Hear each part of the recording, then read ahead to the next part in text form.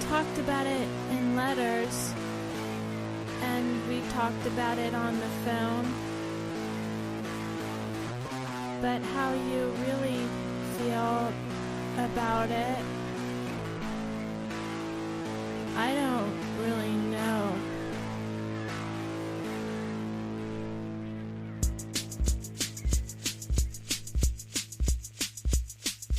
What's your take on Cassavetes? What's your take on Cassavetes? What's your take on Cassavetes? What's your take on Cassavetes? Misogynist, genius, misogynist, genius, misogynist, genius, misogynist, genius. What's your take on Cassavetes? What's your take on Cassavetes? What's your take on Welcome to There's Sometimes a Buggy, Irresponsible Opinions About Classic Film. I'm Elise. I'm Dave, and this week it's the Hollywood Studios Year by Year. We're going to be talking about 1934, a pair of MGM features, starting with The Barretts of Wimpole Street, directed by Sidney Franklin, and in the second half, The Merry Widow, directed by Ernst Lubitsch. These are two of the most contrasting films we've done in one episode. Yes, I would say so. Barretts of Wimpole Street. This one is one that we've already done. The remake from the 50s as part of our Jennifer Jones series. So if you scroll back in the feed a few months, you can hear us talk about the latter day version, but this was the original celluloid adaptation.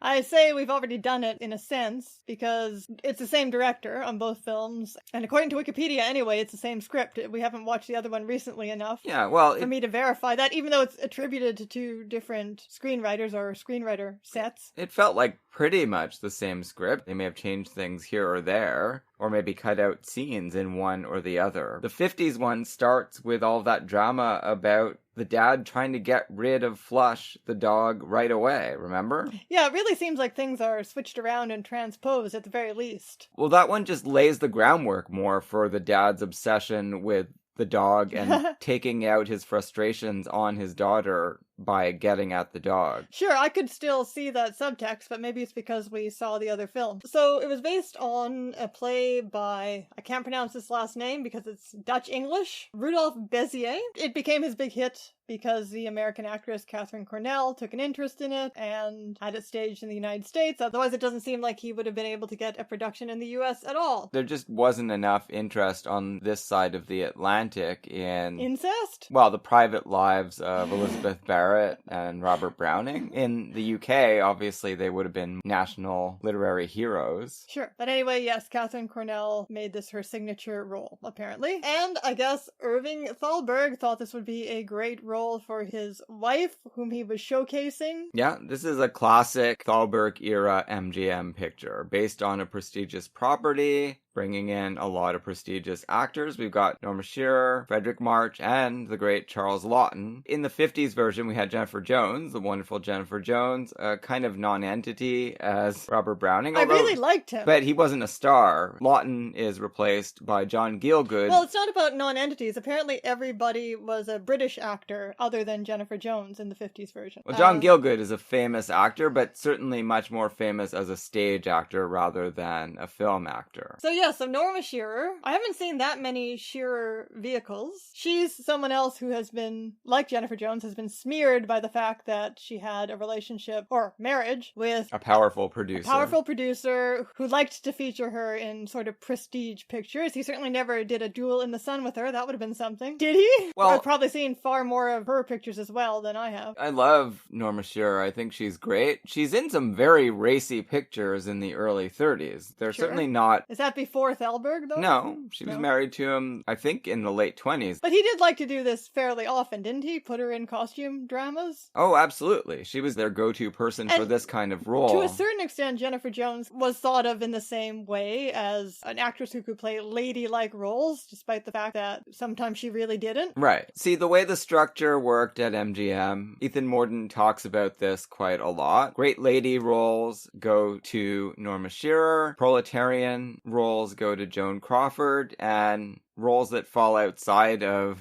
the American context go to Garbo. Those were the three queens of the lot. It worked out well because they didn't really cross over too much in terms of who played what kinds of roles. Well, this is outside the American context, but Americans are just allowed to step in and play any kind of nationality. Well, yeah, British context is pretty much the same. So it's going to be Norma Shearer if it's British. You're not going to get Joan Crawford to play a British poet. Or Greta Garbo. Could you imagine Greta Garbo in this part? That No. would be something.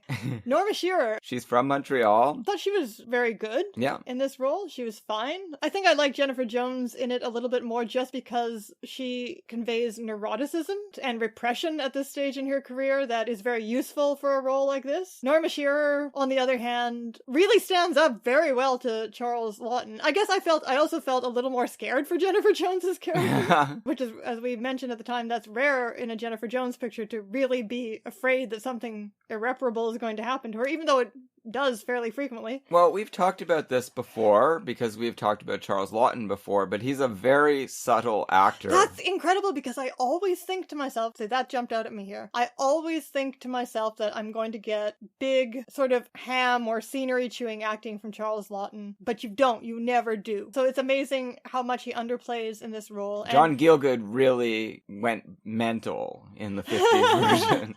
And I loved that. He plays it in a more expected way. Charles Laughton is also a very arty actor and really tries to do unusual takes on things. Gielgud, is maybe just more cut from the cloth of play it the way it makes sense. He just doesn't have the same kind of expressive face. He's a stage actor, and Sidney Franklin doesn't go in on his face the way that they do on Laughton in this film. He was genuinely terrifying, though, Gielgud. Yeah, sure. And Laughton isn't, not even when he gets really angry. It's a slow burn build up to that killer final scene. Yeah. I was crying by the end of this. It really sneaks up on you. Laughton, what he really brings to this role is that he gives the character some pathos, which Gielgud does not, as I recall. No. But then kills that pathos right afterwards. Kills it dead. By the end, you can't feel sorry for him. No, he's not a complicated figure by the end. He's just a monster. And they beg him not to do this. He's a pitiful monster. Like, his daughters do pity him. I think Maureen O'Sullivan gives a pretty good performance there, especially that last scene. Standing up to him, you get a sense that she's about to triumph over him or scream at him, and instead she starts crying and says, "For your own sake, just forgive her, please." And he goes the other way. So maybe we better give some context. We can't just expect them to completely refer back to the other episode. No, of course Better not. actually talk about what the movie's about and such. So Elizabeth Barrett Browning is convalescing. She's been ill for many years. Or has she? It's not clear whether this has all been a psychologically based illness. Yeah, but that's still ill, right? Whatever the cause, she has been lying on a couch for 6 years. And doctors seem to think she will die. If you lie on the couch for that long, whether you initially had anything physically wrong went with you down because of emotional upset or because you have something that can be diagnosed physically, by that point your limbs don't work anymore. So you can't, your muscles must have atrophied. Not, obviously. And it was common enough for this to happen to Victorian women. That's how Freud became Freud. It sure is. Because of Victorian women getting really fucked up by the conditions of their life and their sexual repression. And Freud must have loved this play because it illustrates everything. It's very Freudian, yes. That he would have liked to see. This little analysis of Victorian society. And he was still going strong until 1939, Yep. so presumably he would have seen it and commented on it. He may have written something on it. Did he watch English plays? I don't know about that. Well, or movies. I've never heard of Freud talking about a movie. That would be something. He must have. I don't remember him talking about a movie. If anyone knows if Freud talked about a movie, let us know. I've read quite a fair amount of Freud. Right. That's Elizabeth Barrett's illness. She comes from a huge family. There are 8 kids, I think. 3 daughters and 5 sons. Something like that, anyway. I counted the sons at one point. I think there were 6 and 3 daughters. I'm not sure. No, then that would be 9 even. Quite a packed household. They are all under the thumb of this father. Whenever he's away, they have a real jamboree. It's a little bit like Holiday with more brothers and sisters. Yeah, kind of. And that her convalescent room, becomes a gathering place for all of the siblings to get away from the father and enjoy themselves. They can have a little bit of merriment in there, free of sermons. They have to go up there because she's too ill to come down. She has a faithful servant, Una O'Connor. Yeah, we got an Una. Her name is Wilson. An Una in each of these movies. Yeah, Two both Unas. of the 30s Unas appear in these films. You have Flush, the I've dog. never seen Una. Well, Una's mostly known for her Bride of Frankenstein role. This is a much more sympathetic part. No, you've seen her in sympathetic roles. She is great as a very sympathetic, kind of similar in some ways role in Robin Hood, right? She Well, is I've only seen that Olivia once de Havilland's with you. maid who does all kinds of adventurous things on her behalf. She's mainly known as the screaming harpy in Bride of Frankenstein, though. Well, she does that too. She is the judgmental maid. She's often a maid, some sort or other. Well, she's not going to be a leading lady looking like that, is she now? And she's got real charisma, though. Oh, for sure. So Wilson, she's a major character here. Flush obviously made an impact. I listened to all of the radio episodes of Information Please, the famous late 30s, early 40s quiz program a few months ago. And they had several questions where the answer was Flush, the dog from the Barretts of Wimpole Street. Well, I mean, clearly, somehow, through letters, memoirs, I don't know what, but somehow a lot was known about of the private course. life of Elizabeth Barrett Browning. Yeah, I think their correspondence has been published. Right. I haven't read it, but I presume that a lot was taken directly from that, and then the playwright just filled in the blanks with Freud. Now, literary plays are not a very reputable genre, I say as someone who's written a few, although they do tend to win awards. But this is a pretty damn interesting play. Yeah. I liked it even more watching it again. It does have shades of The Heiress with even more Freud. Yes. Including an amazing staircase scene at the end. Our Browning has been corresponding with Elizabeth. He's a real eccentric character, also very strong-willed like her father, but completely different in outlook on life. Opposite, in fact. And he's already fallen in love with her and tells her so at their very first meeting. So they've already corresponded for quite a while, and they're both up-and-coming poets. Browning seems to be a little bit more famous than she is at this point, but they've both published poems as far as I understand. He's famous, but apparently not always a critical favorite. No, I guess he has had some poems get trashed in the press, or by literati, or however they did it. Took some chances and fell flat on his face, but they talk about that. That's one of the only interesting aesthetic discussions in the film. The value of a failed experiment, which I quite concur with. It seems like a continuation of some thought of romanticism. I fall upon the thorns of poetic endeavor. I bleed. No. No. I'm thinking more of, things like Coleridge. Visionary fragments and things like that. Yeah, sure. But in this case, it's more like, with the Victorians, it's more a matter of taking on epics that you, like insane epics of poetry that you can't complete or can't successfully complete. As far as I know, though, Browning did complete some giant epics, right? I haven't really read much. Well, I got it in high school and as an undergraduate, the dramatic personae, as she also talks about. Yeah, he writes from the perspective of characters. He's not lyric My Last poet. Duchess, that's what they love to teach you. He's an unreliable narrator. The Ring in the Book is his big series. Yeah, I've never read the massive ones. No. Yeah. The dramatic poems are very interesting. Like, Victorian poetry is never something I feel like I want to read, but when I do read it, it's often very great. Yeah, a lot of it's much better than you expect. Like Tennyson as well. Yeah, Maud is an incredible, insane poem. Yeah, well, I was thinking of Maud as well, talking about the failures of Victorian poetry.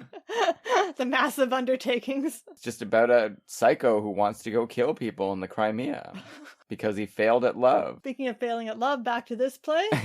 The father is a religious fanatic. The worst kind of fanatic. Laughton plays this in a way that feels like he is mocking the character. Oh, yeah. It feels comical and very understated. So he just comes in and out of that room like a ghost, really, and terrifies everybody, but not through hammy means. It's quite interesting that we never see the table setting in the dining room. I don't think it was filmed that way. I think there were scenes actually set in there in the 50s version. In this one, you only hear him saying grace or delivering a sermon before they eat several times. The way he controls them, I mean, we do see at the end him using physical force on one of his daughters. Henrietta. On Henrietta.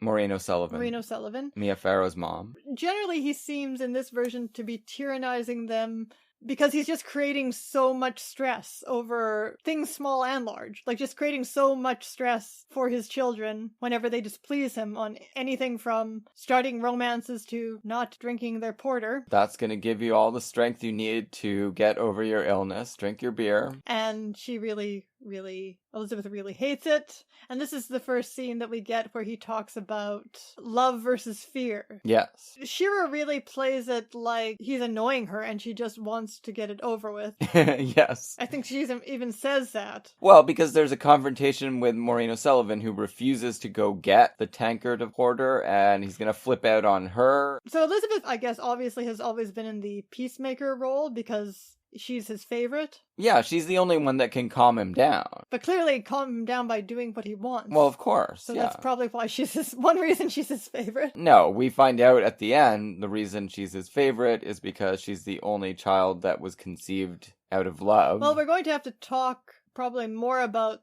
that scene and what it entails. It was just so shocking watching it the first time that right. I didn't really think about it as much. Well, good. I can't really remember exactly what I said, and I might wind up saying the exact same stuff. So if you've listened to that episode... Well, you talked about it a fair amount. I give you fair warning, you might hear me say the same stuff again, because I can't remember what I said. Sure, it's possible they haven't memorized it either, though. Probably not. This sets up a conflict, obviously. Elizabeth meeting with Robert, who is such a vigorous character and is so insistent that he doesn't believe she's going to remain an invalid forever and wants to impart his life force to her. Yes. He says... He grabs her hands and tries to have a kind of transfusion through the skin. And obviously just taking a romantic interest in somebody and also being encouraged in this way, this is enough to dramatically help her improve. Although, as you say, the physical effects of staying in that room for years are not going to be overcome immediately. You have to do some physiotherapy, basically, which is what we see. It skips over most of it, but we see her take those first steps where she kind of needs an exoskeleton to support herself, dragging that chair across the room. I thought that was a great scene as she tries to get to the window. Yeah, I remember that from the Jones version too. 3 months pass. That's all totally reasonable. That could actually happen if you manage to get moving and you do that every day more and more, your limbs will carry you. Until ultimately, after they've met a few times, we see her take herself downstairs for a new meeting with Robert, and the father obliges his children by going out of town, I guess, on business fairly frequently. Fortunately, he's not able to delegate. He doesn't trust anyone to be the hammer when he's not there, so there's just a free-for-all. But he does have an unfortunate way of coming back without... Oh, that's obviously by telling design. them. Yeah. He'll tell them he's going away for longer than he is so that he can surprise them. Yes, and catch them at their antics, like, starting relationships or walking. Yeah, or desiring. Singing. Anything. Making noise. Talking. And so we have our little battle of wills, the first battle of wills, when he catches her with Robert having come home unexpectedly, and she says she's doing much better and she's going to go up the stairs by herself as she came down, and he just stands there behind her, watching her and telling her that she can't do it until she collapses, and he carries her, in our first little real father-daughter weirdness, carries her upstairs. First, before she even tries it, he says, "I'm going to carry you upstairs." And she is like, "Absolutely not. I can do it." But no, the prophecy is realized. He must feel great about himself. This is where it seems as though her main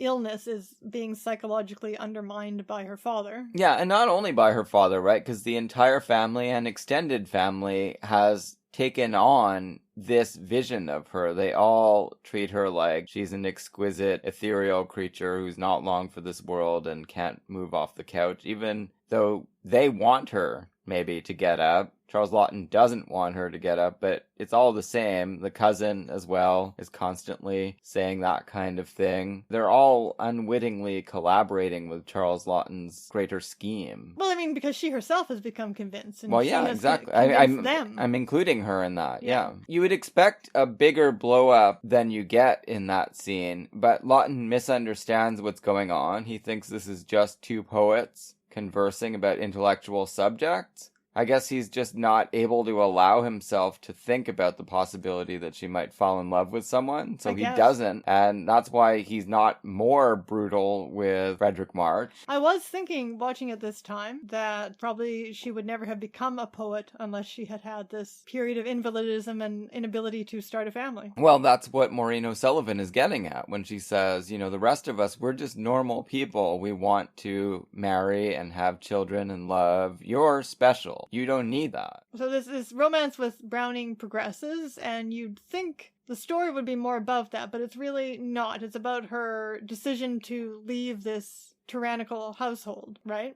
Yeah. He's just like an instrument in that. He is the instrument in that. It's not a thriller. There's no possibility of him actually bodily keeping her there, or anyone else. He's got some hold on them because he presumably can withdraw monetary support and I guess from them. If anyone's a minor, the police could take them back. But yeah, but they're not minors anymore, these people. I guess not. I mean, she certainly isn't. She's the oldest one. Yeah, and she's not. I mean, I guess you could call the police and say that your daughter's been abducted. I was thinking about all of these things. But I don't know, it's the late Victorian era. You probably can't just call Robert Browning a rapist. No, he's got some kind of standing as well Exactly. in society. It's just not about that. It's about standing up to him, Yes. or they have to free themselves of the psychological bonds that he has fastened upon them. It's not really about confronting him physically, Well, no, anyone because could leave at any time. When she sneaks out, that terrifying final scene, when she and the maid sneak out past the door, the dining room door, it's about her fear that if he confronts her, she will give in. Yeah, he doesn't have any henchmen. He can't stop her. It's so unpleasant to disobey him that people would just rather imprison themselves for years. And this is a good insight, because I think this is something that does go on in troubled families. Just the unwillingness to face, maybe it's a very bourgeois thing, wasp thing, who knows, but just the terror of facing unpleasantness, because, and you know, it's a very Henry James thing. Oh, do your drinking game, I just brought up Henry James. It's a very Henry James kind of atmosphere where what seems like a minor unpleasantness has such vast psychological branches coming off of it that it's terrorizing, like the incident with the porter. Yeah, absolutely. Now, the heiress comes later. Obvious and unapologetic undermining of your daughter. Yeah, but the James novel comes long before, and I think this play is drawing on it. Yeah, maybe. Yeah. It has to be. That's a daughter that does not manage to break free because her father plots against her, actively plots against her to prevent her happiness. Washington Square. Now, this father, Mr. Barrett, does not pretend that anyone that would be interested in his daughter is a fortune hunter. Well, I mean, that's an extra turn of the screw. Well, in Heiress, he is a fortune hunter, but it's just that if she didn't know that, she might still have been happy with him. Well, yeah, exactly. But that's what I'm saying. It doesn't go into that realm. He's fully aware that his daughter, and never makes any secret of the fact that she is the most wonderful woman in the world, and anyone should want her, including him. I feel like the cousin or whatever she is character who gets married in the course of the film, I feel like Bella. Like they are more, she and her husband are more comical characters even than they were in the 50s version. Oh yeah, these are real goofballs. The husband was played by Ian Wolfe. He's in everything, usually as a sinister butler. So hilarious. Mr. Atoz in that Star Trek episode where they Lord. can jump back in time. So he's like an old librarian of a time library. Oh yeah, well he's clearly a character actor. Yes. And he's very funny in this. So is his wife the speech impediment? Yes. I feel like maybe Franklin decided to tone down the comedy in the 50s version to make the scene where she's kissed by John Gielgud more terrifying. That is fucking crazy. Yes. In this version, again, it's more subtle. It is. It gets the point Still across. Weird. Laughton Still really weird. is getting a raging boner. Yes. With his niece sitting on his lap. As we commented on, I'm pretty sure during the Jones podcast, it does illustrate, her behavior does illustrate how, like the difference between acceptable and unacceptable incest in the Victorian family. How Right. as long as it is a subtext of normal familial interactions, it's fine. But if someone gets a raging boner, then you've both crossed a line there. Well, she doesn't want that to happen. She's not expecting his behavior at all. No, but clearly this is how she acts with her own father and gets her way, wheedles feels her way. Right. But he's supposed to play the game as well, and his side is just to be an indulgent dad. Yeah, but it's still sexual behavior between Sure. parent and child. Yeah. Usually not taken to this point. He's not able to be cool. He's not able to do anything He's quite not able right. to repress enough, ironically, despite the fact that he's a religious fanatic. Yeah, he's trying very hard. He's praying for guidance, and it doesn't seem to be working all that well. That's the scene where he realizes from her indiscretions that Robert probably actually has an interest in Elizabeth, Yeah. and his reaction is that he's going to move to the country and take her with him. Yeah. Forever, presumably. Oh yeah, they're not coming back to London. It's an unhealthy atmosphere. All the kids are being led astray. Yeah, they stand around and sing songs at the piano, so... And Henrietta has attracted the interest of a guardsman. And he wants to marry her, but that possibility can't even be introduced to her father, so she is forced to do this subterfuge, which then the father finds out. And he comes down on her in a brutal way. Physically brutal. And every other way. Psychologically brutal, emotionally brutal, yes. And makes her swear on the Bible that she will not fraternize with this man anymore. After his favorite daughter, Elizabeth, says, I don't want you to use my Bible for that. That is filthy, what you're doing. So his spoken and explicit idea is that none of his children will get married. Right. We may as well talk about it now. His reasoning behind And apparently that is true, that her father was very eccentric and did not want his children to get married. The only verifiable fact that goes into this play. Victorian era fucked people's minds up. He believes that all sex is rape. He's like Andrea Dworkin, basically. Well, I don't know. Okay, well, let's talk about his speeches in this final scene with his daughter. Well, not quite the final scene, is it? Is that the last time they see each other? I think there's one more. It is the last time they see each other, right, because she ends up... everyone else confronts him at the end, but she's not there. Right, and she ends up terrified at the end of this. He says that his first daughter was conceived out of love, so that makes me wonder if something intervened, like he became a religious fanatic after that? Of course, it's not clearly stated anywhere, but it seems like they got married. He was a halfway normal guy. They had attraction for each other, and they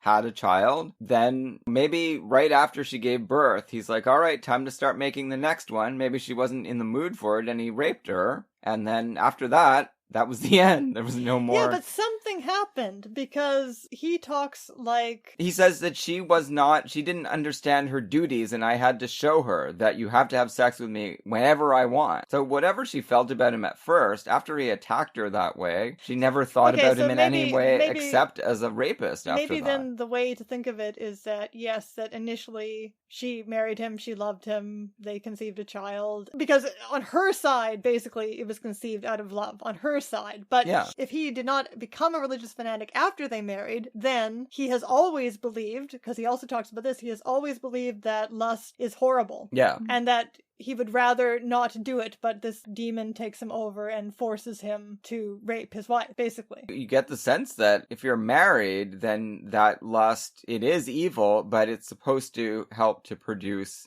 offspring, and that sanctifies it just enough. And if he feels like it's time to sanctify it, she better be in agreement, or else he's just going to do it anyway, because it's their duty. Yes, but he clearly hates it. And he just doesn't want his kids involved in any of that, so just... Exactly. Celibacy. That's what he says. None of this is ever going to happen to any of you. Yeah, and of course it's all very gendered, right? So sons are all going to be rapists, and his daughters are all going to get raped by whoever comes near them. So they had these 9 children, or whatever, most of them, 8 of them out of rape. Yeah. And then the wife died, blessedly, it seems. And they couldn't have any more. They would have just kept on doing it, I guess. That's the way he makes it sound. It's their duty. Since then, he has been, I guess, living in celibacy and hating himself for still wanting sex or ever having had it. Yeah. Seeing suspicion everywhere of his children's desires and salacious behavior. Yeah, and doing his best to help his favorite daughter to leave her body. But maybe also leave her body to him, because when he sits down next to her... Oh, well, at that point, yeah, he's lost it at that point. He's confessed all of this to her because she has stood up to him and confronted him. Right? And also been party to keeping this relationship that her sister has secret from him. He's so fucked up by this that he confesses all of this to her and then sits down next to her and cozies up to her and starts talking about how when they're alone together in their house in the middle of nowhere, they'll grow close to one another again. and she will confide and share in him. They'll be everything to each other. When she talks about being terrified, I mentioned this too in the Jones version, when she talks about being terrified to her maid after and having had the decision made with her that she is going to elope tonight, no matter how terrified she is of that, I feel like there's a possibility of physical rape, that she is worried that he's gone mental enough if they get alone together for an extended period of time. Very possible. Anything is possible here. Even if it's not that, it's probably just as bad to think that he wants to do it, right? She'd also be emotionally buried alive, regardless. That scene is like when Laura sees Bob in her room. Really is. We probably said that last time too. Maybe. I yeah. probably said that last time. What do you mean when he is behind the dresser? Yeah. Firewalk when with she me? realizes what's been going on.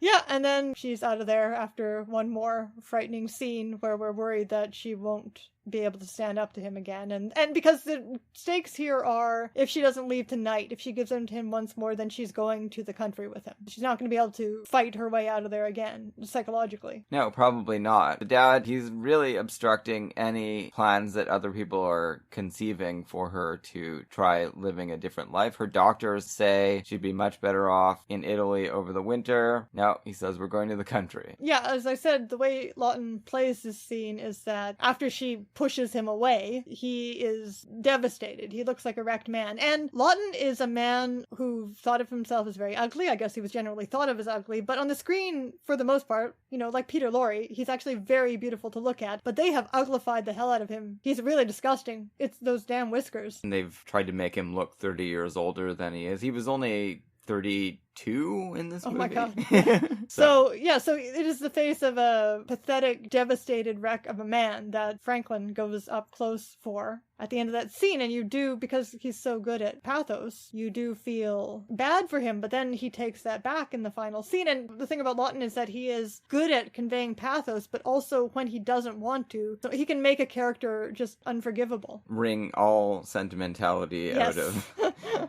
the situation so that there is nothing left but pure evil.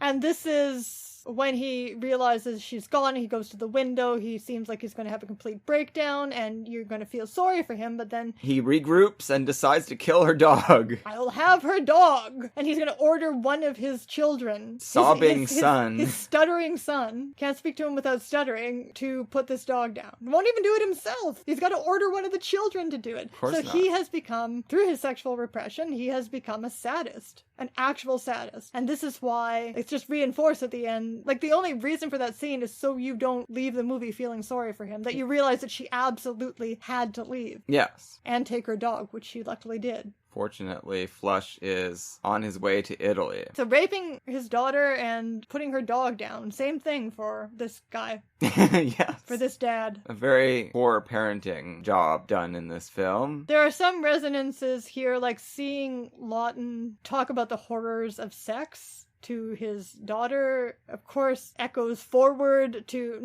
some remarkable scenes in Night of the Hunter. Well, that's true, definitely. As well as the fact Mitchum feels the same way. Yeah, as well as the fact that Laughton, as we know from having encountered some biographical material on him, was very, very guilty. There was no James Whale. Well, even James Whale. Laughton was openly very, very guilty about being homosexual, to the point where, of course, he married and stayed married to Elsa Lanchester in a marriage that sounds like a psychological nightmare that would blow the Barretts of Wimpole Street out of the water.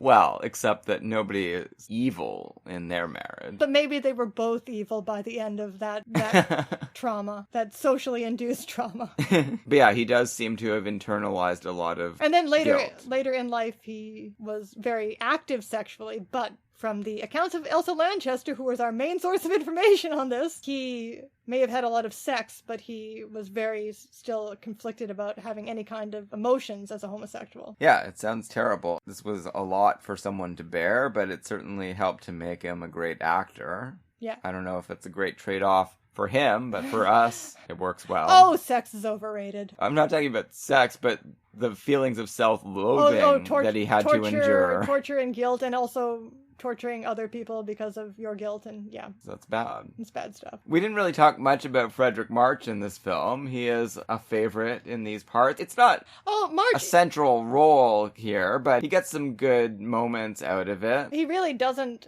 make any attempt to take over the movie, I can say that. No, and that's interesting because his And it is a reputation is minor always to upstage everybody and act like an asshole. That's how everyone felt about him. Really? Because I find that... Oh, all actors hated Frederick March, yes. I find that he always serves the movie. Just saying what people said about him after working with him. He was not well liked, that's for sure.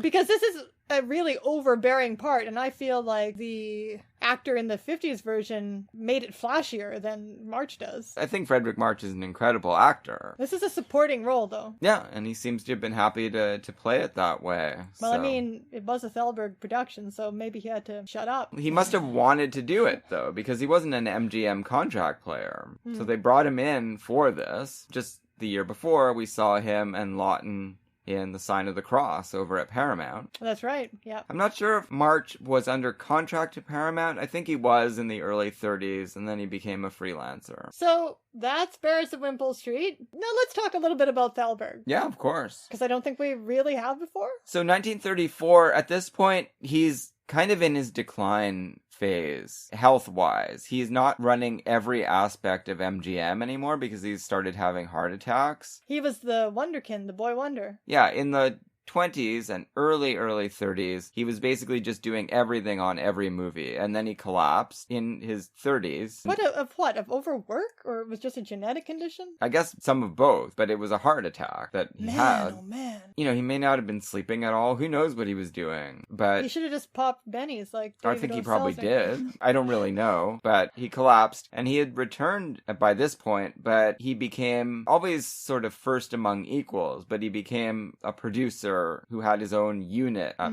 MGM, but there was also Selznick. Yeah, there was also Hunt Stromberg, so they all kind of split up the tasks at that point. But what he contributed to MGM was this sense of literary prestige, which Selznick was influenced by. He liked to do literary properties that were prestige productions for MGM. Obviously, this is one of them, but it's interesting that he would choose something and put his wife in something that pushes the envelope so much. Well, I think by this point, right, because he's doing so few hand-picked films, most of them star his wife. He also took charge of the Marx Brothers when he stole them from Paramount. He did put a lot of work into those movies in 1935 and 36, but I think other than those, it was mostly Shearer vehicles he was giving his attention to. So the Wikipedia entry on this 30s version is the one that quotes Laughton as saying they can't censor the gleam in my eye. Oh yeah, that's the most famous quotation which from apparently Laughton.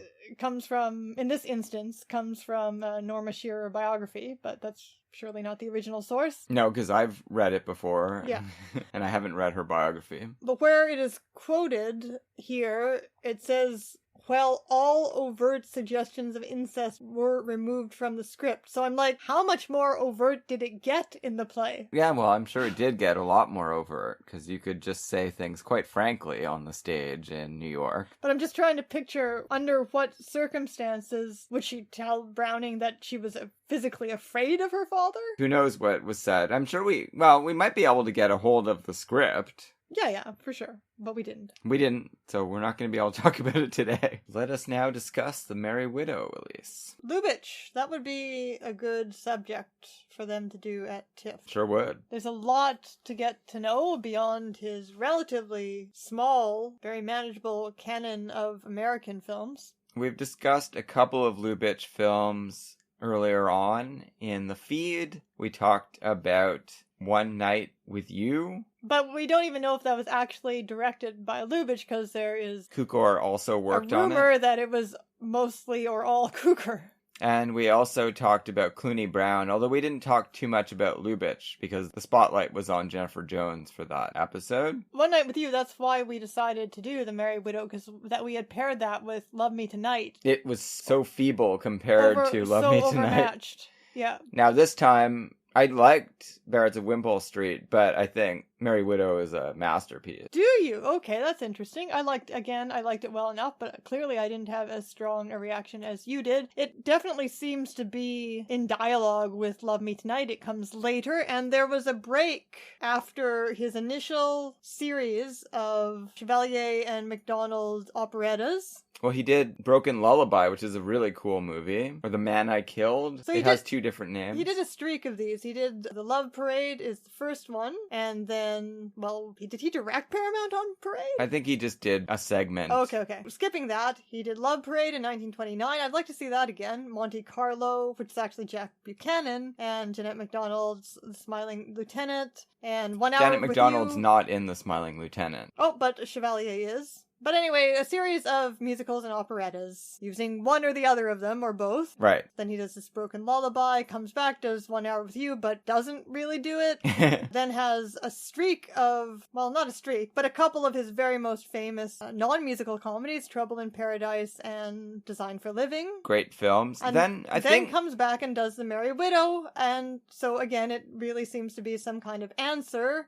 I don't know if on his part or just on MGM's part to Love Me Tonight. This doesn't feel at all like an MGM movie. Well, the one thing that feels like an MGM movie about it is that it is lavish and it is spectacle. There's a lot of emphasis on the visual. Sure, but Mamoulian's Paramount film also had that. Of course, yeah. So there were even more spectacular scenes in this, though, like scenes just strictly devoted to the waltz, like that incredible waltz sequence with the black and white, the white dresses swirling around the black-dressed men. I find it hard to twist this in such a way that I'm able to argue for this as an MGM version of a Lubitsch. It's luxurious. Yeah, but I still think this is just Lubitsch doing a Lubitsch movie. The reason that it was made at MGM, I think, is just because Janet MacDonald had her contract at Paramount had ended and she jumped to MGM, and Lubitsch wanted to do another one. Anyone who knows anything about Ernst Lubitsch, by which I mean has read anything biographical about him, probably knows the answer to whether... Oh, well, that's true. To whether this is his attempt to update his operettas, since Mamoulian had made such radical advances with it in Love Me Tonight. No, I think that that's the case, but I just feel like the subject matter and the style of it, it's still all very much a Lubitsch Paramount film. Paramount is Lubitsch, basically. And so why did Jeanette MacDonald go to MGM after she'd been working with Lubitsch so much? Because they offered her vast amounts of money. And that's when she started making those stupid Nelson Eddy movies? Well, look, she made this movie.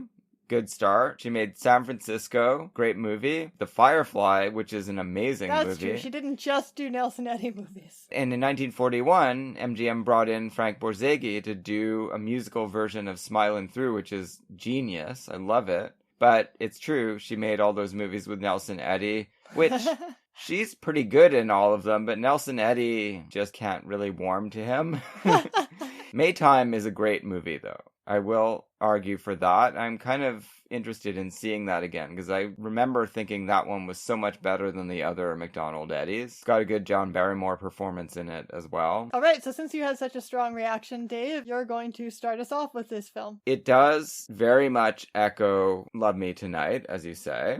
It's got this kind of Ruritanian setting. Yes. Marshovia is the name of the fictional country in this one. They show us where it is. It's in Transylvania, basically, in 1885. So in the Austro-Hungarian Empire, or on the cusp between that and Romania, there's a little principality ruled by a king. So it's not a principality, it's a kingdom, a little kingdom. George Barbier. There's a lot of great character actors in this film. Oh, yes, just absolutely full of American character actors and comedy actors, used in a way that I'm so fond of from this early period that we talked about when we did Joseph von Serbich's The Scarlet Empress, just throwing these vaudeville acts, basically these hyper-American types, into this Middle European setting. Yes. It has a unique, hilarious flavor that never exists again in cinema. Well, George Barbier actually is in 1 Hour with You. And you loved him doing exactly that in that one. He was the police guy giving the talk about they have to get everyone out of the parks. And as in To Be or Not to Be, there are a lot of routines that are like Borscht Belt comedy or something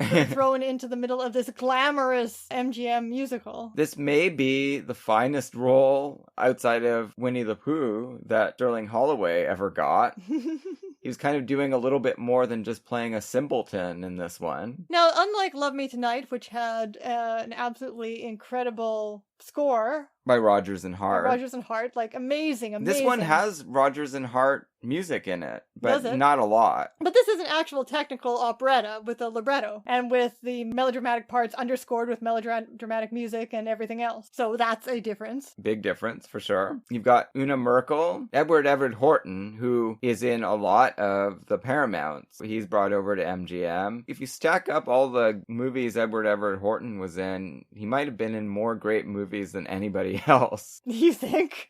I mean, there's a few character actors who could probably make that claim. It's true. He's got big parts in a lot of great movies. Yeah, he's got some really, really great scenes in this. And he shows up in so many unusual places, right?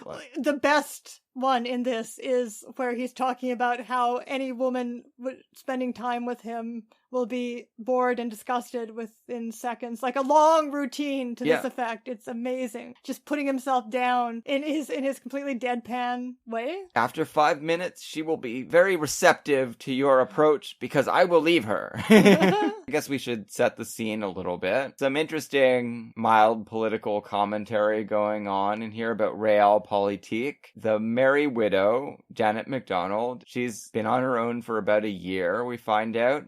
She's the richest woman by far in Varsovia. She owns 52% of the country. So royalty, all these people who are nominally running the country, they can't actually do it without her tax money. All of this comes out through conversations between the king and Una Merkel, his young bride. Yep. Who's playing the king? George Barbier. Oh, right. He winds up being a key character actor at 20th Century Fox later, as Edward Everett Horton does. So they both show up in a lot of Technicolor Betty Grable musicals. So the widow, she has actually been playing by Varshovian rules. She has imprisoned herself in her tower and dressed in black behind a veil, has not been seeing anyone, and it seems like she's just going to go out like that on autopilot for an indefinite period of time until Maurice Chevalier, who is his frequent womanizing self, Captain Denio, he develops a notion that he must see her. She goes riding by with that veil on, like Marlene Dietrich in Devil is a Woman. He contrives to get onto her balcony. There's all kinds of stuff that happens behind the scenes that he tells her about, his adventures. He delivers a note. She reads it. It's quite succinct. It just says, "You must meet Captain Denio. He's terrific." She starts asking some questions, some probing questions about this. Captain Denio. I too thought they were saying Count Denio the whole time. It's Captain. He's not nobility. I was very confused. Yeah, he's just a captain in the army. It comes out, of course, that the bearer of this letter is Captain Denio, and he craves a date with her, wants to see whether she's just pretty or beautiful. He can't conceive of anything other than that. And because this whole form of the romantic comedy is all about gender roles and how they work in courtship, she needs to put him down. Yeah, well, for this director. She's rightly annoyed by his behavior. It's very presumptuous. She tells him point blank, "Sure, I've been observing the rules of widowhood, but I would cast them aside if I felt like anyone was worth the trouble, and you're not, so get out of here." Yeah, but then he tells her off and points out she's just going to be spending a lonely night, just her in her negligee, yet another one. It's true. And that resonates with her.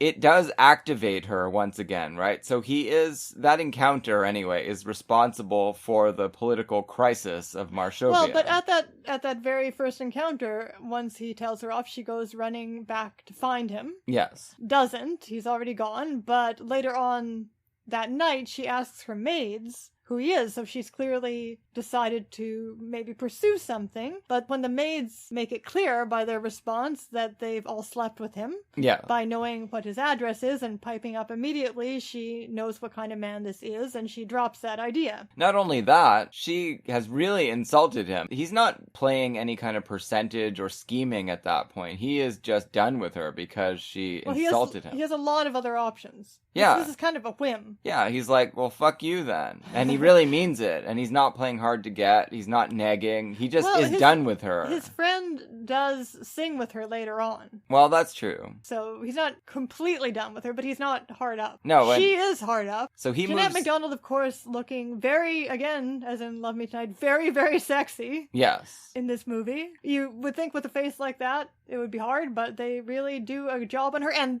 these gowns, these molded gowns, do something really amazing with women's figures. And she, of course... She has some lingerie shots, too. Yeah, not quite as risque, but of course Love Me Tonight was a pre-code, so... When did this one come out? October. Okay, yeah, so the code was being enforced by October 1934, as far as I know. Yeah, so it is not quite as in-your-face But sexy. There's no question, anyone watching this knows that there's lots of sex happening in this movie. Yeah, well, this is where the Lubitsch touch comes in. Yeah. Because it's all... Have you ever had diplomatic relations with a woman? It's all in people's reactions to lines like that. Yeah. So anyway, she decides, okay, there's a great little montage of pages of her diary flipping by with nothing happening. So presumably, because before the date where she writes, I am a widow, her life was very full, so obviously this widowhood means that her social life has had to stop. Yeah, well, she hasn't been able to leave the house. She's supposed to be in mourning. Well, she has left the house, that's how he saw her, but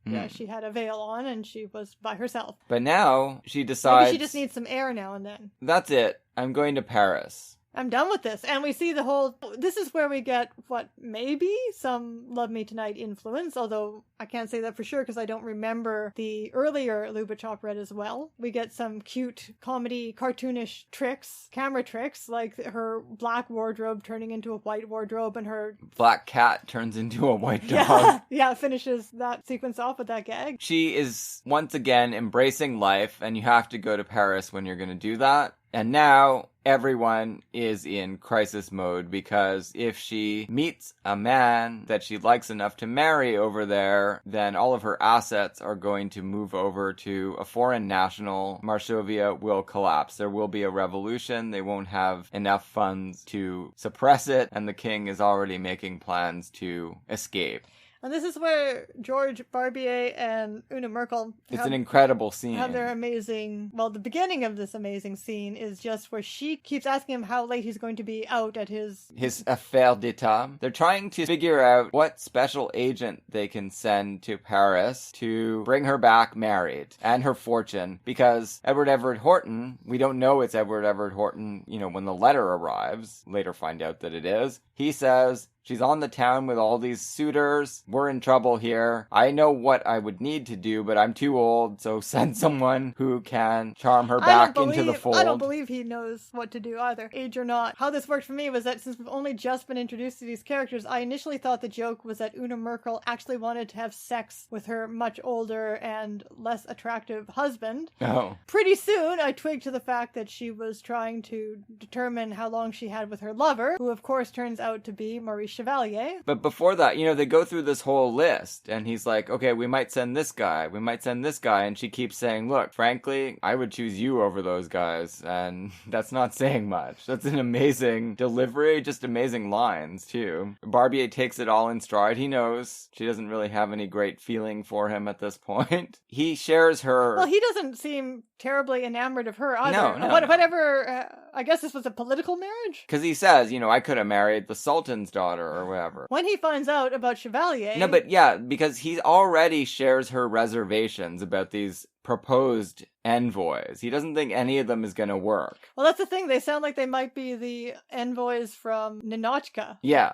the three comedy envoys. He's already got that in the back of his mind. And then when he forgets something and winds up going back to the bedroom and finds them in flagrante delicto, although that's really drawn out in a Lubitchian way. you think that he just didn't notice it, but then, yeah, there's Well, he all kinds puts of the wrong- antechambers. The wrong sword on. Yeah, exactly. The one that doesn't fit around his waist. Yes. So what he tells her when he catches them is that this just can't get out because he wants to go down in legend as this figure with dignity. Yes, a masterful figure. Yeah. But he is intending to execute or exile or maim Chevalier for this transgression until he realizes, oh, if this guy's charming enough to get into the queen's boudoir so quickly, then maybe this is exactly our man for the job. This is all drawn out with the three of them pretending Oh, for yeah. the sake of the servants to be laughing and socializing. Yeah, from death threats to you're our only hope, Maurice Chevalier. How's your French? And of course, his French is great. So he's been, as soon as he's sent to Paris, though, he doesn't really care. He's not taking this diplomatic mission too seriously. He starts treating it like the emissaries from Ninotchka. Exactly, and he just might never go back. That's probably his actual plan. So he's singing to himself about Maxime's and the can-can and all the girls waiting for him there. But Jeanette MacDonald is now in love with him. She happens to be across the way from his apartment or his hotel room, and she decides she will go to Maxime's as well. She sees him going by like he saw her going by. Exactly. She needs to see what's going on at Maxime. She wants to see if she can get involved in it, maybe get on his wavelength. Obviously, she has fallen in love with him, and he has not fallen in love with her at this point. So when she shows up at Maxime's, she realizes it's going to be hard to make herself stand out because he's surrounded by beautiful women, all of whom are fawning on him. So she negs him. This is technical, actual negging. This is like pickup artist stuff. Yeah, and she's posing as a Maxime's girl. Because that's what they tell you to do, because I've looked up all this pickup artist literature because it's funny. You're only supposed to use this put-down technique on women who are way out of your league and have, like, lots of options and a big ego. Because then it gets their attention. And it works like a charm on Chevalier. Yeah, they may have been watching Lubitsch movies. He has a great scene, though, where he's gathering around all these women. In the song, you feel like maybe this is he's just reeling off names that rhyme because that's what you do in a pleasant little ditty. But no, each of those names corresponds to a real woman that he has had sex with in the past and is planning to do so again on this trip. Quite affectionate with all of them. They seem to have had a good time. Everyone's quite happy with that arrangement. There's no problem for the women. The problem is for Jeanette MacDonald. But what I didn't understand, I missed something here in the plot. This Madame of Maxime's. Mina Gomble. Oh, right. The great Mina Gomble, who we saw in amazing performances in Borzegi films earlier in our Fox series. Why does she think that this woman is a Maxime's girl? Because she's dressed in Maxime's girl outfit, and she tells everyone she's Fifi and she works there. But doesn't this woman know who works for her? I guess not.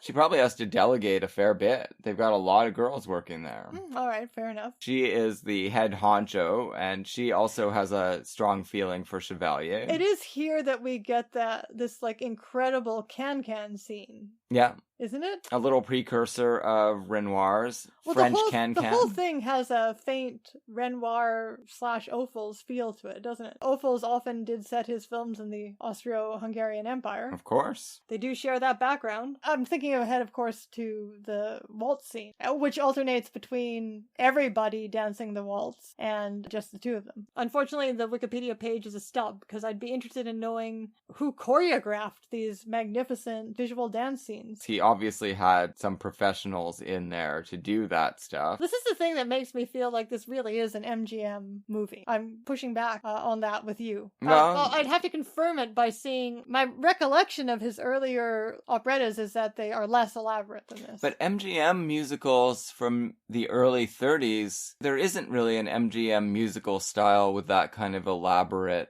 aspect to it. That's more getting started already in this year. The Gay Divorcee, you've got the Continental, that 20-minute dance number with casts of thousands, or you've got the Busby Berkeley stuff. MGM really didn't have an identity as a musical studio until the Freed unit takes over in the late 30s. Yeah, it's true. Fair enough. I don't know why I am associating visually lavish filmmaking.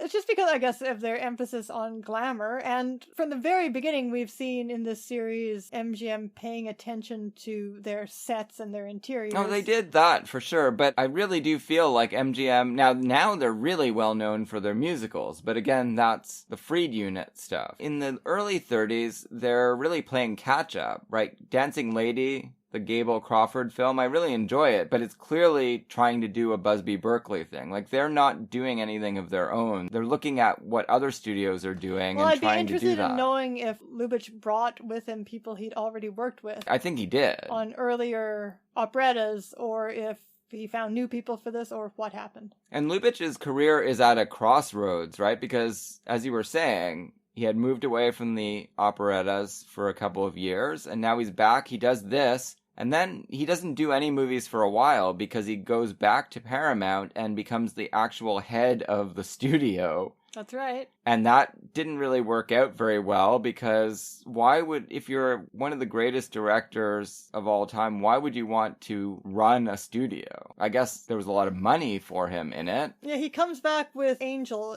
but that's in 1937. Yeah, after he said, hey, I don't want to do this anymore. Someone else be Thalberg. I'm a director. And then he does Bluebeard's Eighth Wife, which is considered minor, and the very major, and also a hit in Europe, Ninotchka, and then Shop Around the Corner. Yeah, so then he just starts, ticking off masterpieces. And That Uncertain Feeling. Although I don't even know if I've seen that Yes, one. we have. I love it, but it's pretty stupid. That's the one with Keeks, right?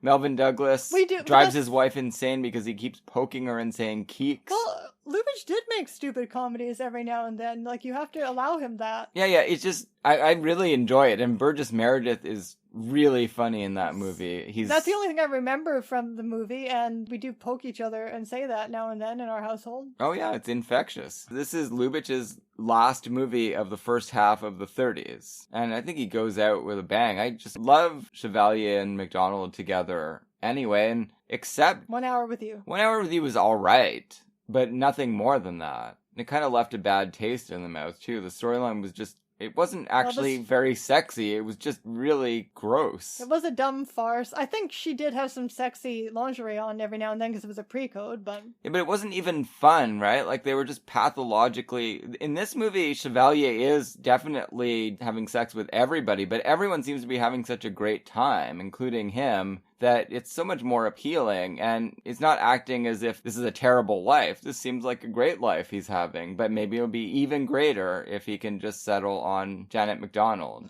So this becomes the movie's conflict. Who's going to win in the gender wars? And of course, the woman who withholds sex is the winner. She points all of this out to him. He could be having an even greater life if he could just, as you say, settle on one woman. Otherwise, he's going to have all of this endless succession of one-night stands and never a tomorrow. But this all comes about in a series of sexy scenes.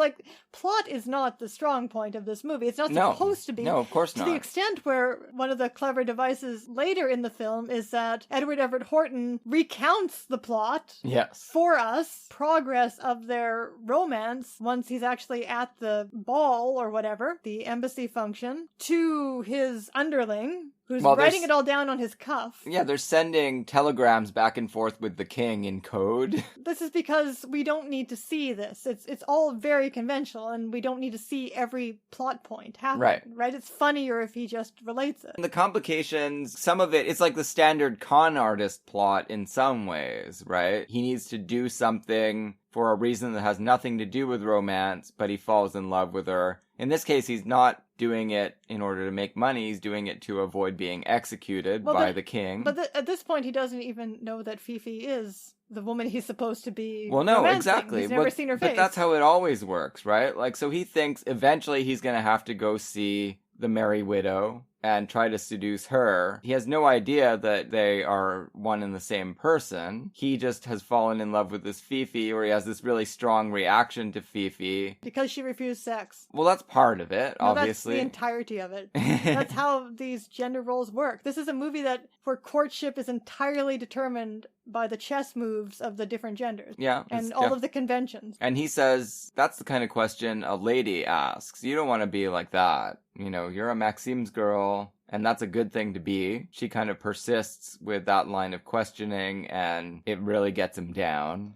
But it also gets under his skin, and he's not really able to forget her. He keeps saying, she's just unsatisfactory. But obviously there's a big hangover on this, and he doesn't even go to one of his alternate girls. He just gets drunk and stays drunk. But in the meantime, by the time he meets the Merry Widow and finds out that she is the same person, that now he knows he's in love with her because he's destroyed his life over her. He blabbed all these secrets in his drunken stupor. That's the thing, that she has already learned. Right, so now she knows he can't think of her objectively. He has to try to marry her, or else he's in trouble. So she thinks that's the only reason he's proposing, because she doesn't know that he's fallen in love with her yes, in the interim. Exactly. That's how this plot works. That's really great mistaken identity concepts, I think. I've never seen anything quite like this. No, it's true. It's very, very odd puzzle to put together. They do find a way to put it all together. It works as a grand statement of love that he has to go back to Marshova and face the firing squad because of his handling of her courtship. And she goes back to fight with him some more in the courtroom. And then he declares his love for her by saying that a man who chooses one woman when he could have all the women he wants should be killed.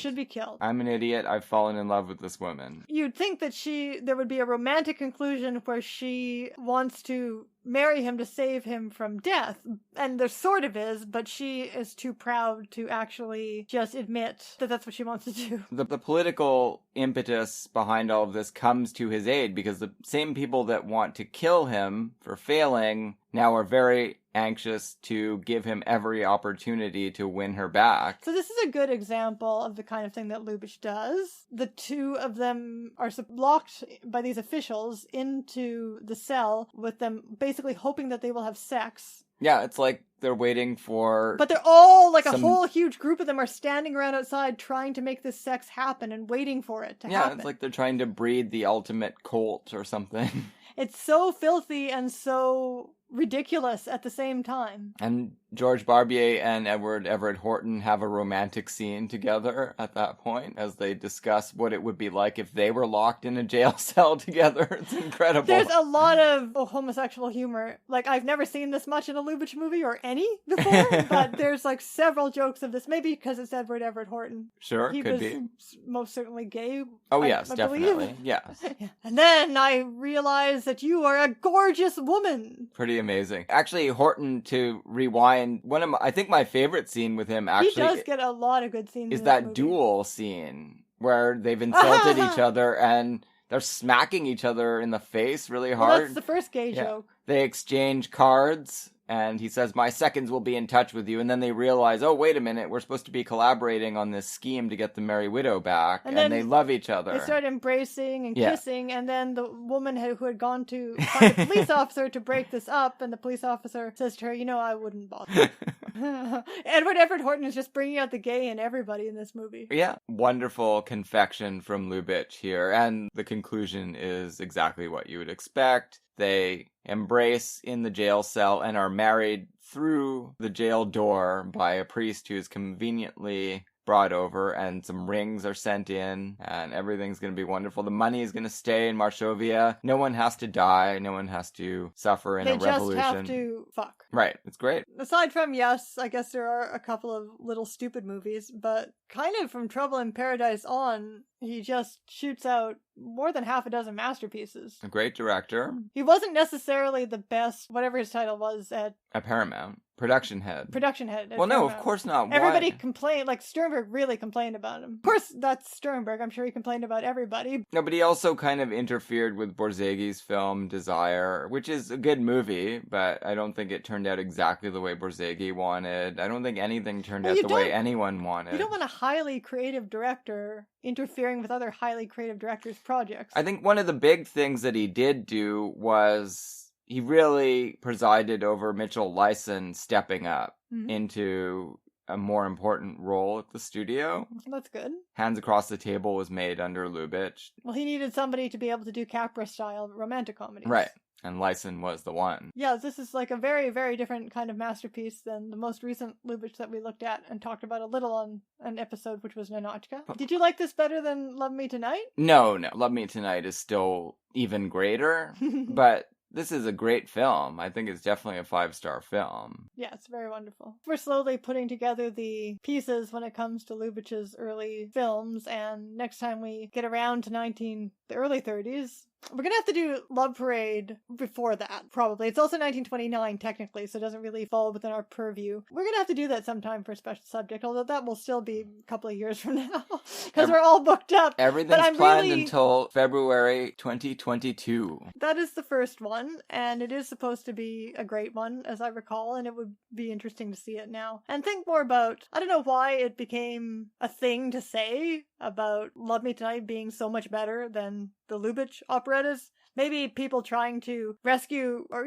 give more attention to Ruben Mamoulian's career, but I think it's more useful to think of it as a dialogue between them, probably. I would say that it's better than any of Lubitsch's operettas. Yeah, but you shouldn't be saying that in a way to dismiss them. No, of course not, but that's how criticism always works, sadly. It's just, this is better than this. You should pay attention to this. No, it doesn't need to be that way. It's like that little book, eat this, not that. Too much binary thinking. But you can eat all the movies you want and not get fat. That's the thing. That's the difference. I hope that we're proving that by loving almost everything we watch. We really haven't we? We were talking about that the other day. The only thing I can think of that we've watched for this film series, well, I had some problems with Anatahan, but the only other thing I can really think about that we chose at random that we were disappointed by was The Bishop's Murder Case, a very early MGM movie where the only one we've stumbled across in 1930 yet, where the studio clearly had not figured out at all how to make sound films yet. No, but even that one had that incredible long shot with the gigantic arrow sticking out of the guy in the courtyard. It was very stylish for a really incompetent film. Yes. So I guess that's it for MGM 1934. What's next week? Next week, it's the Halloween special subject. Oh. So I picked this one. It's the Ominous Omnibuy. We're going to be talking about Flesh and Fantasy, which was made by Vivier, 1943. It's a portmanteau film. And Dead of Night, a British film made in 1945. It has 5 or 6 different directors. It's got a mix of sequences,